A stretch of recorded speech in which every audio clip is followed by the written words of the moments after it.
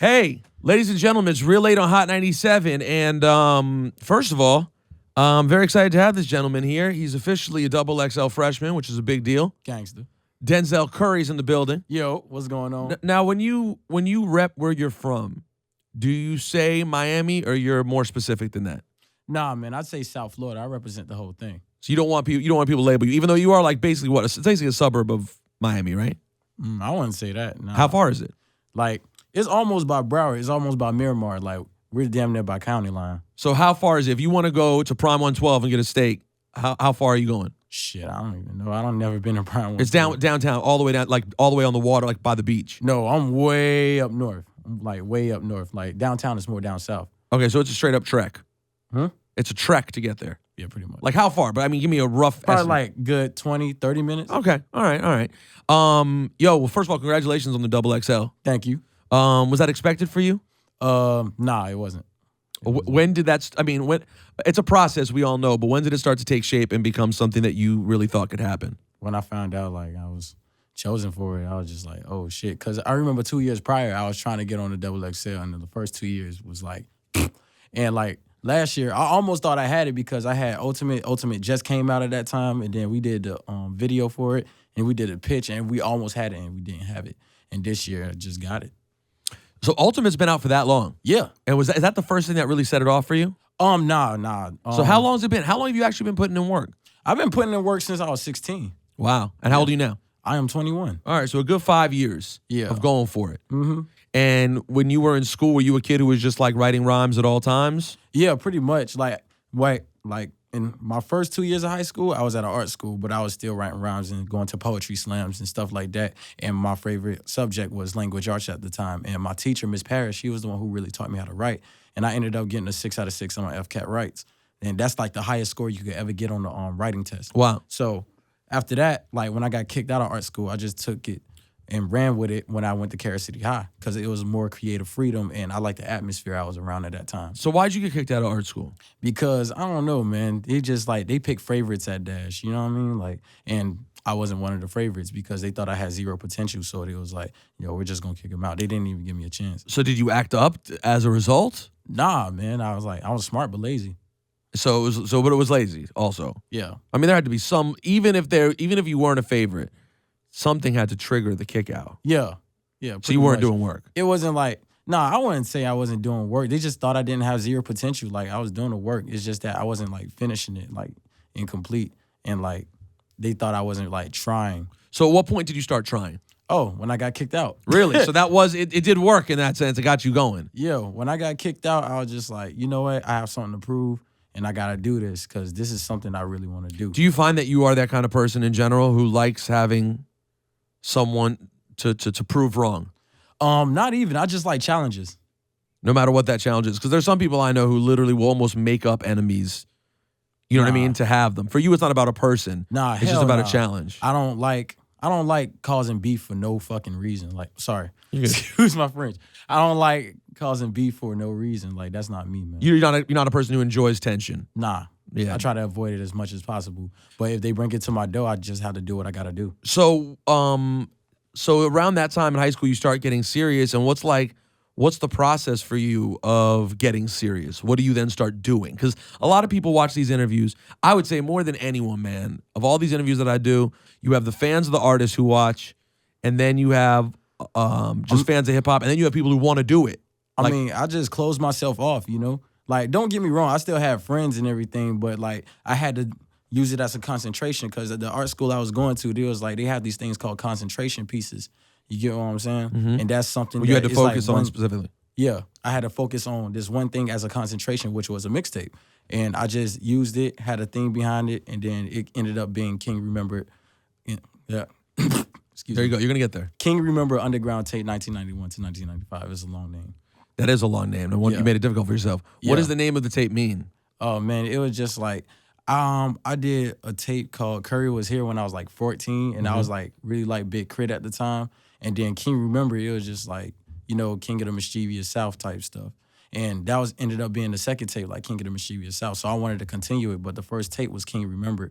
And I just thought it would be something hard, like a homage to the South type thing. So was Big Crit a big influence on you? I wouldn't say a big influence, but when I first heard Crit Was Here, it was amazing. And I was only like 14, 15 when I first heard that.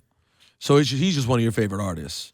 I mean, Whether you look at it as personal influence or not, how do you describe it? I just really liked his sound because it was so like it touched home because I'm from the South. You know what I'm saying? He was really representing for the South at that point, especially when Kush and Orange Juice was coming out and Pilot Talk was coming out. It was around that era. Yep. So I was really a fan of Big Crit when I heard Glass House for the first time.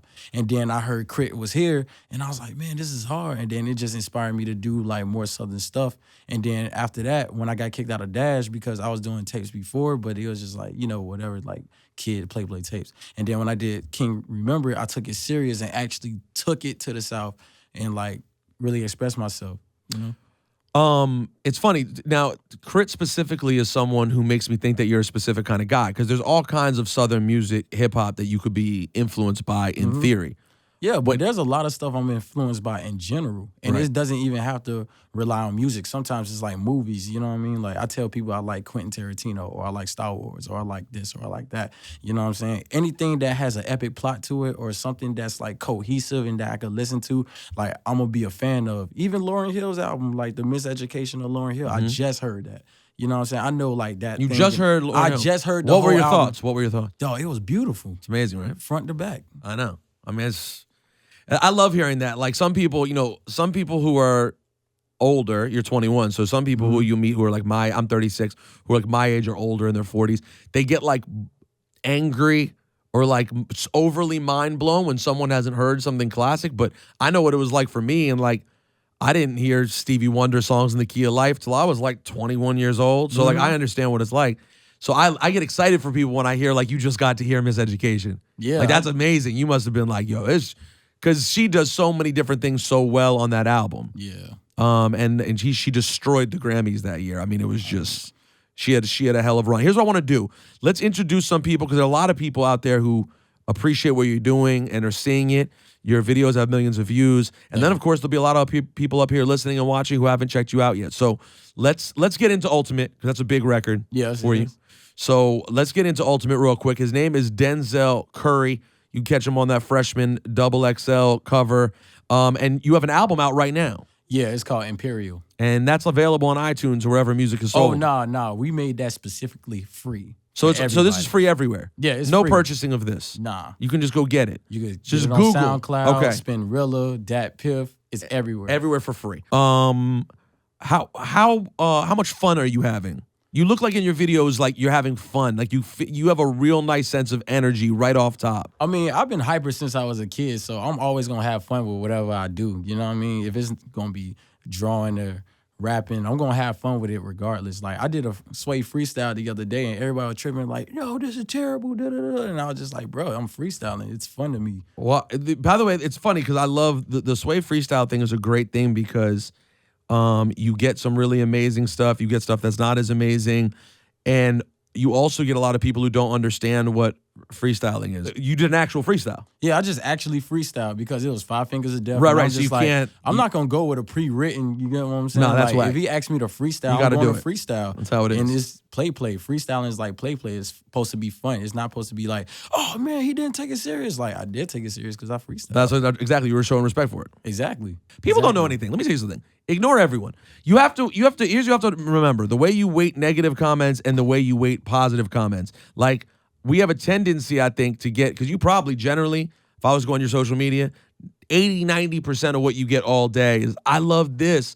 I love that. Denzel, you should do this. Yo, you should. And you're like, oh, cool. I'm used to it. Hey, thanks. Cool, nice. And then one person's like, Denzel Curry sucks donkey balls. And you're like, this is the worst thing like, I think that's what I'm like. You tend to, I feel you. your eyes get bigger for the negative than we do the positive, even though positive is what rules your life. It's so weird, though. It's very strange. You know, you need a balance between positive and negative, though.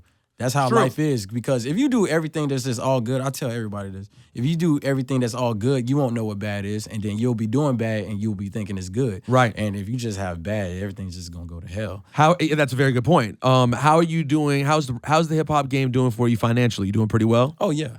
Shows are good. Where do you make most of your money? Shows? I mean, shows. You know, selling the records. You know, SoundCloud stuff. What about your audience? What's the gender makeup of your audience? How are we doing in that regard? I mean, at first, most of it was like males, like dudes. You feel me? Because my music is like so much high energy. But after I did like stuff like Denny Cascade and This Life, like I'm starting to see more female coming to like my audience and everything. Are you having sex with them? Hey, You have a girlfriend? I'm just, you know. So you're gonna give me the. You're not gonna answer. You're not gonna say whether or not you're having sex with anyone. I'm not going to answer that. You know what I'm saying? That's my personal life. I can't kiss and tell. You feel Okay, me? I respect it. But you're doing well. You're happy. Yeah. And you enjoy. Are you? Let me put it this way. How about this?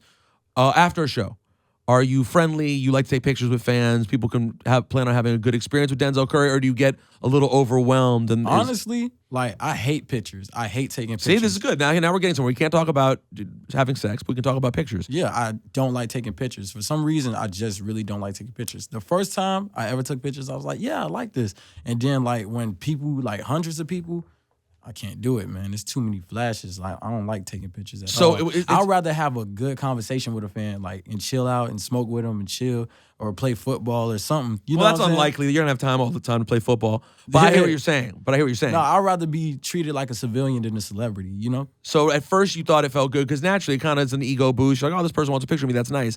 And then after time, you're like, it feels a little. So do you feel Justin Bieber, for example, when he had that thing of like, I'm not doing pictures anymore. I'm tired of feeling like an animal? Yeah, I feel like you get it. Yeah, I get it. So what do you do though? How do you find that balance of still being nice to people while not wanting to take pictures? Because look, you're still on the come up, bro. I'll stay there and talk to him for a minute, but I still won't take a picture. So let's put this message out right now because a lot of your hardcore fans are going to watch this interview. Yeah. If they're a hardcore fan and they love you and they want to have a moment with you, your personal preference would be they dap you up, show love, you have a chat, and not do a picture. Yeah. Your ideal situation. Because that would go a long way than just a picture. You could lose a picture, you get what I'm saying?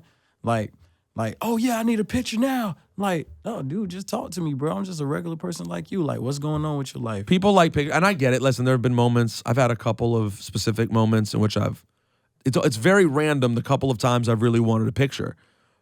I get it. Like if it's something really important to you and you want to try to hold on to it, but honestly, most people do it for proof. Yeah. Right? It's one thing to tell people they met Denzel Curry. It's another thing to take a picture with Denzel Curry because they can put it on their social media. You know what I'm saying? So it's funny because it comes from a place of love, true love for you as an artist. But then there's the selfish component of now everyone wants to show off what they get on social media. It's just sort of like now the way we're programmed. Yeah, that's what everyone's programmed to do. You know, I was raised differently before Twitter and Facebook and all that was popping. I was raised, you know, you meet people in the street and you see you vibe with them, become friends with them. And you know what I'm saying? Like that, like pictures and everything, it just, sometimes it just irks me. If it's like one or two people, cool, I could take a picture. But when it becomes that line and you're like, all right, here I go. Yeah. What artists, you got to work with Ross, we're about to play that song, but like anyone else that you've gotten to meet or work with that you really geeked out as a fan, like, yo, I'm excited, man, that I just got to work with or talk to, communicate with so-and-so? Let's see. You know, that hasn't happened yet. The only person like I really worked with that was like super big was Ross. Yeah, I mean, that's a big one. Yeah, and being from South Florida. Yeah, that was a big one. That must have been, and he's a cool dude, right? No, I got it. Gunplay. I was really excited to work with him. More awesome South Florida guys. Yeah. So you have a record with Gunplay as well? Yeah, Lane to Lane. Nice. Yeah, and he's a cool dude, man. Yeah, and a unique character. Was Ross cool to work with as well? Yeah, Ross was cool. Denzel Curry's in the building. Yeah. On a Sunday in New York. Pilot talk. Make sure the engine don't stall. Peter Rosenberg, I ain't talking about Paul. Think it's shade, Eminem swaggin'. Came through just like a dragon. Dagging, cut the throat, let the heart out. I don't really give a damn. Yeah, I spark out just like a lighter when I match it. Celebrity, death match it. Came through and I patch it just like a bad haircut. What? I don't give a what. Say I don't give a and you can't give a if you don't know the word. Wait, hold up. I throw these words just like verbs, pronouns. I don't really give a fuck. The shit will go down just like history. Lyrically, the Curry killer, I'll kill your ass spiritually. Oh shit, you know that another realm. I don't give a fuck. Yeah, I'm at the helm like the hieroglyphics. I rip shit. If I rip shit, I break a doodle in half. I don't really give a damn, cause the boy I spaz, just like N-E-R-D.